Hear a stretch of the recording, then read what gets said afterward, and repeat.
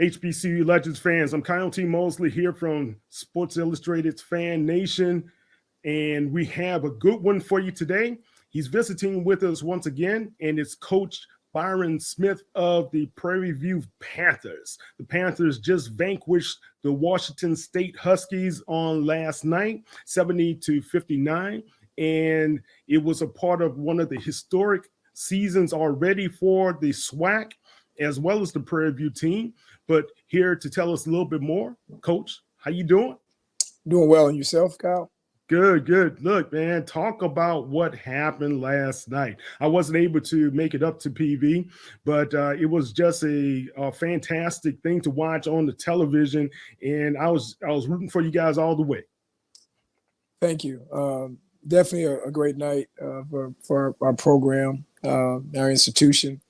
I think it's a great great event that our commissioner of the Southwest Athletic Conference, Charles McClellan, is put together with the Pac-12 conference. So a big night, obviously, like I said, for our program, a big accomplishment, I think, for our conference to be able to be more than just competitive against the Pac-12. Obviously, we've had some teams that have won besides Prairie View. So we're very privileged and honored to be a part of this event. And just tickled to death that we were able to, win a really, really big game in front of our home folks. So we were just hoping that we made everyone proud. Thought the game was a well-played game. Washington State Cougars, they have a great program. Kyle Smith is an exceptional coach. And I do believe that what you saw last night was the best that they had to offer. I mean, I think some people may say, hey, they had an off night, or maybe a guy or two was out. But from talking to Coach before the game on Monday, he was really excited about the opportunity and felt that they were going to put the best team that they possibly could out on the floor. And they were well prepared in a game that they really, really wanted to win because they lost the game before at Boise State. So, again, we feel really good about what happened and just really excited. Yeah, look, you guys are what, 3-0 right now, right? Correct. Had two wins before going into this game. And I remember I was watching the fourth quarter very intently, and you guys went up by 11 points, and at one point you were up by 13 and went back down to 11. But I was very impressed how well you guys stayed poised down the home stretch. Talk a little bit about what they were able to accomplish and how they were able to make some of these free throws that can be critical in those crunch times. Yeah, it's just having an experienced group. This group hasn't played together a lot, but they played a lot of basketball. We have several transfers that you saw out there last night. I think our entire starting five have transferred from other institutions. So they've got a lot of basketball experience. But the thing that we've tried to work on is getting these guys to develop a good synergy. And therefore, we think that's going to develop into good chemistry, which it did last night. Just a poised group. They were ready for the moment. They've been preparing hard for the past 2 months since we started school. And we felt that we liked the group. And the guys really enjoy playing with one another. There's a oneness that they've developed from the onset of coming together on August 22nd. So, we've planned to have some nights like we did last night. We're hopeful that we're going to have more. But to say that I was just surprised that we were able to perform the way that we did, that wouldn't be the case. I mean, we expected to play well. I knew we were going to have a good team, just didn't know when. But just an experienced, poised group that was just ready for the moment last night. Yeah, ready for the moment, but you're not a stranger to like tournament time and being able to prepare good teams, Coach. So you have to give yourself some kudos there. But talk about what Dr. McClellan has been able to set up. And I know you were going to go into that before we had some technical issues before. The Legacy Series, the Pac-12 SWAC Legacy Series, and I think right now the SWAC is 3-2 in the series. Was your game the last one of the series? All right. I think so. Originally it was scheduled for November 11th, but Washington State had some scheduling conflicts, and we moved it to the 15th. So I do believe our game last night was the final game of the series. Okay, so we have you guys winning 70-59. Then we have Texas Southern with an overtime win against Arizona State, 67-66, and we have Grambling, who just destroyed Colorado. Those are pretty significant wins and in the landscape of HBCUs. And we talked about parity and how well the talent is in Black colleges. How does that make you feel to know that you as a coach prepared your team to do something that was pretty much unthinkable by many outside of your program? Kyle, I always say that it's not what people call you, it's what you answer to. And a lot of, our HBCUs programs, football, basketball, they do get beaten up by mainstream media, but it's unfortunate they don't really take the time to come to a practice, or they don't really spend a lot of time watching games, and they don't really get to spend a lot of time getting to know the coaches. I think you got some quality coaches in this league that have been some other places that have been able to bring some strategies and culture and foundation from some other places that they may have worked that have given them, a lot of experience. And I just think that, the players, I mean, it's a small margin between players that play in our league now, in my opinion, especially the guards. We don't have the bigger players, size 6'11", 7-foot guys, but we've got really good guards. And I don't think it's as big of a gap in talent from some of the higher conferences to some of the players that we have here in our league. And a lot of the players that we're attracting into our league, they're coming from bigger schools for a reason. It's quality basketball, it's good coaching, really good environments, we had good facilities. So I challenge, some of the mainstream media, some of the pundits to spend a little bit more time and paying more attention to Prairie Views and Texas Southerns and Jackson States and Southern and Grambling, just to see what we have to offer, how we prepare our players. I tell a lot of our players, hey, you're coming to Prairie View, but you're coming to play for Byron Smith. So, we're going to do things a certain way. And I like what we do. I mean, I like our culture. I like what we've been able to establish here. And I think we have been on the map for a while. And I think we're going to stay on the map. But I think it's a good bang for your buck if you give an HBCU an opportunity to take a look into it. I think you'll like what you see. Yeah, tremendous opportunity. Me being from Morehouse College, so I always have been and will be an advocate for HBCUs, but we can't leave out two other significant wins that occurred on the HBCU landscape. Alcorn, they shocked the Shockers, right? And then you had last night another major upset that occurred in the women's rank where Tamika Reed's Jackson State team defeated Texas Tech at home. Man, I'm just thinking all in all, and I remember Coach Reed was saying she was having Power 5 schools trouble just scheduling them because they didn't want to face these type of upsets and being able to go toe-to-toe with them. Kyle, that's a great question. Like my mother would always say, that's a $64,000 question. That unfortunately, I don't have the answer. I will tell you from a personal experience, us having success in 18, 19, 19, 20, 20, and 21, when we won the conference 3 years in a row, what Coach Reed at Jackson State is experiencing now, we've been experiencing that. And I think if you look at some of our past schedules, we were all over the place last year, right. 6 games in 8 days. I mean, that wasn't by design. That's not what we came into the season saying this is what we want to do. That was what was available to us in terms of a schedule and trying to make the numbers work. So we've been struggling with that for a while. I would think that it's going to further complicate scheduling for all of us here in the HBCU level on the women's side as well, because we have a very good product. And that young lady at Jackson State has done an amazing job. Continued success to her. I think they have a great situation down there with Ashley Robinson leading the way, and obviously what Coach Prime is doing. I think football is going to start running into some of the same problems. So it's a good problem to have for us, because that means that you've earned the respect and you've earned the attention of other coaches. And at the end of the day, that's what you really want. It's what your peers, it's what they're saying. It's their articles and what they're saying in these interviews and things like that we've earned the right to have a seat at the table. Now, obviously, mainstream media, like I say, if they would, take a little bit more time out to examine and explore what we have going on at these HBCU programs, I think it'll be better for the kids. I think it'll be better for future coaches. I think it'll be better for future players, recruits that may not know as much about Prairie View as they need to. So I think it's a step in the right direction, and I just hope that great things will continue. Look, Prairie View is doing some great things because if Coach Bubba McDowell and the Panthers take care of business this coming weekend, those guys will be facing Jackson State in the SWAC championship for the football championship. And that will give them one step away from the Celebration Bowl. And also, think about this, Bubba has done that in his first season. So Prairie View is doing some great things as well. So last night, Coach, you guys had some great performances with some of your players. Talk about some of those top guys. I think we have to start with Will Douglas.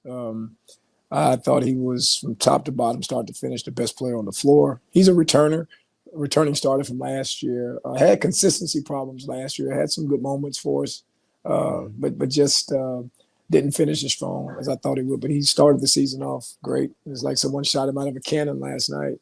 He was dominant on both ends. He shot it well. He got to the basket, rebounded. Like I said, 26.7 rebounds, 3 assists, guarded the other team's best perimeter guy. And just did a great job. Jeremiah Gambrell shot the ball really well, 19 points, a returning starter as well. Really, really good defensive. I thought it was his best defensive game last night, but really gives us that outside shooting threat that you have to have from deep, which he can really stretch the floor. Did a great job. Doc Nelson, our point guard, is really underrated kid, but a great floor game last night. Didn't score a lot, but had 7 assists, 33 minutes, solid, handled the ball. I think we only had 9 turnovers for the night. I think Washington State had 14. So, when you can be under double figures in turnovers, it gives you a great chance against a school like Washington State. And Doc had a lot to do with it. They took care of the ball, got the ball where we needed to get it to, and got it to who we needed to get it to, more importantly. So he was solid. I thought Yahuza Rosas is a 6'7", undersized 4'5" man, but he battled last night. Had a lot of Dennis Rodman traits in him last night, hustling, getting rebounds, fighting the big 7-foot guy last night all night.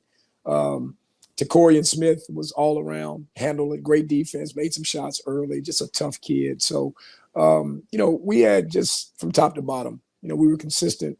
We had depth last night. Our bench came in and gave us a great boost. And we were just a connected group last night, Kyle. So really excited. And I think on any given night, we've got multiple guys that can be our best player. It probably won't be Will Douglas and Jeremiah Gambrell every night because of the type of depth that we have. We got other guys that can get 15, 18, 20 points. So really excited about the offensive impact that our guys can have. But we just have to continue to defend and rebound, which is what we did last night. And if we do that, we've got a chance to have a really, really good year. Man, Coach, you talked about depth. And the thing that's really unique about this game, and I was looking at the foul situation, right? You guys had 15 fouls. Right. And at one time it was 13 fouls going down the stretch to 4 or 5 fouls. Yeah. I was like, when you have a situation like that, you would think the reverse would be the case, but that means so much went to how you guys rebounded, how you had second point opportunities and things to that nature, right? Kyle, you're right. And I think that just goes to show you that God doesn't have favorites. He's a fair, awesome God that loves us all equally, and may the best team win. But you look up and I think they shot 29 free throws. I think we may have shot, 9, maybe 8, 9, which I thought it was 8. Yeah. So normally, you get that on the road, Kyle. Mm-hmm. When you're on the road, it's that type of a difference in a gap in foul shooting, and that's usually how the bigger schools win.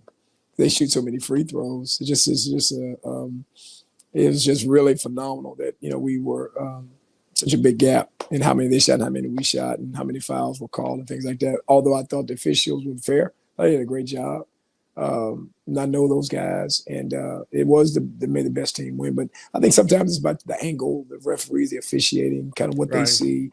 Maybe a little bit of pressure that, hey, Prairie View's at home. We don't want to lean this way. Want to make sure everybody feels good about, how it goes. So refs did a great job. They did shoot a lot of free throws, but we were able to make out. I think we were 85%, 84% from the line, which we've been at about 80 every game this year. I'm really proud of. But the fact that we just played a total team effort and nothing was going to deter us last night from attaining our goal, which was to come out victorious. And just really happy and thankful to God that we were able to do that. Yeah, well, congratulations on that. Man, you guys have a game. You guys have some downtime until Sunday? Sunday. Then you play again. Talk about the stretch in December. Then you start the SWAC play. SWAC looks like it's going to be pretty tough this year. You know, look at what you guys have been able to accomplish, and look at Johnny Jones and those guys at Texas Southern. They had some wins. Alcorn had that great win. Grambling has a great win. It's going to be very tightly contested. What's your feelings? My feeling is that the best team will always prevail. The best prepared team, the toughest teams will always prevail. Obviously, like you said before, we get to SWAC play. We got eight to nine more non-conference games that we feel really good about. Several of them, all of them, I think we have a chance if we prepare the right way. We get out and we work hard and we focus on the things that we need to get done. I think we've got a chance. So even before we get to January and get into conference, we've got some really good games coming up. So we're going to try to be the best that we can be every night and play the best 40 minutes that we can play every night and put the guys out on the floor that gives us the best chance at winning. And I think if we can continue to build some momentum in the non-conference, I think you're right. The SWAC is wide open. I think, any 4 or 5 teams could have a chance to be at the top in the end. I just hope that we're one of them. We're preparing to be one of them. So it's going to be a great basketball season, and we're excited about it. Excited about the journey, the destination we're on right now. We're learning, we're growing day by day, brick by brick. Our guys are feeling better about each other, and they bought in to the things that we've talked to them about in establishing a strong culture. So we feel really good about where we are. We just got to continue to be consistent, continue to work hard, stay even keeled, don't get too high, don't get too low, and just continue to focus on our goals. Okay. And I know before SWAC time that you guys have that coaches versus racism game that's going to be played. Where's that going to be held again? That's going to be at Delmar Stadium here in Houston on December 17th. It's a doubleheader again. It's Prairie View against Montana, and it's Texas Tech against Jackson State in the second game. Like I say, Saturday, December 17th at Delmar Stadium. Right there in the center of Houston. So really excited about all of our games, but obviously that one takes on a special significance, strong meaning. And we're just going to prepare every game for every opponent the same in terms of, having great enthusiasm, energy, effort, and toughness. And our preparation needs to be good, and our approach to the game needs to be on point, and we just got to go out and execute. So we're in a good place right now, but we just got to continue to work hard, stay focused. Hopefully I'll be in town to be able to help cover that game for you guys. How can people get tickets to it? I do believe that, we obviously are selling our tickets here at Prairie View. I think coachesversusracism.com, I do believe, is the website where you can go there to be able to purchase them.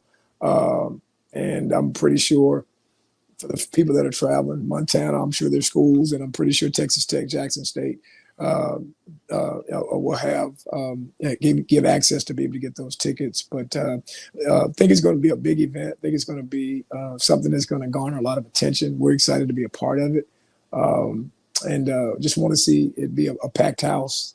Everyone to sprinkle in some of their fans. All 4 programs, even sprinkle in their fans. Yeah. We have a pretty diverse group and diverse crowd. But it's a game of basketball. It's a holiday season right around that time. So it should be exciting. And it's a great cause. Like I said, it's going to bring about a lot of awareness for coaches, obviously, for the players, and for our city and for our country. And just really excited about being a part of it for the second year, and just hoping for a really positive result, when we play on the 17th. Awesome. Well, Coach Smith, congratulations again. You guys had a tremendous win, and I'm really proud of you as well as those Panthers. Thank you, Cal, and I appreciate you having me on your show today. All the best to you, and anytime I can be a part of it, I look forward to it. You just give me a ring and let me know. This is good for me. It helps me as a coach. This part of the media part of it, I really enjoy it, and I appreciate the platform that you've given me today, and acknowledging our program with the win that we had yesterday. Oh man, look, I'm always behind you guys at PV. I always tell people I only applied to 2 places, Morehouse and PV. Unfortunately, smart man. You see who won out. Win some, you lose some, right? All right, great win, Coach Smith. Kyle T. Mosley here with Coach Smith of the Prairie View Panthers. Tremendous win for your program. I hope you guys have a lot of luck in the future. Appreciate you again, my man. All right. Thank you. Take care. Yes, sir.